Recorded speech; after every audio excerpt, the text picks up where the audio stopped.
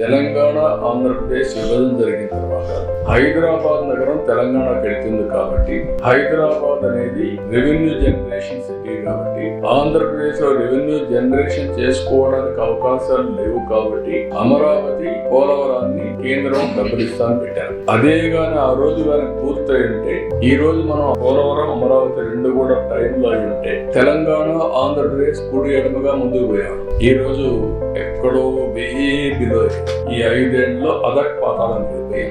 గుర్తుపెట్టుకోవాలి. హైదరాబాద్ లో వచ్చే ఆదాయం వల్ల వాళ్ళు బెటర్ గా దేశంలో number 1 per capital income Telangana ఈ రోజు. అదే ఆ రోజు నేను చేసినటువంటి ఒక ఎకో సిస్టమ్ క్రియేట్ చేసాం. ఆటో పైలట్ ఎడతా ఉంది, ఎవరు వచ్చినా కూడా జరిగిపోతా ఉంది, ముందుకు పోయే పరిస్థితికి వచ్చాం. కనీసం ఈ 2 పైన శ్రద్ధ పెట్టి ఈ 2 చేస్తే మళ్ళా రాష్ట్రం ఘాట్లో పడుతుందని చెప్పి రాత్రింబగుళ్ళు కష్టపడితే 2 రాష్ట్రానికి ఉండే 2 కళ్ళు పొడి చేసి అంధకారాన్ని సృష్టించే పరిస్థితికి వచ్చారు.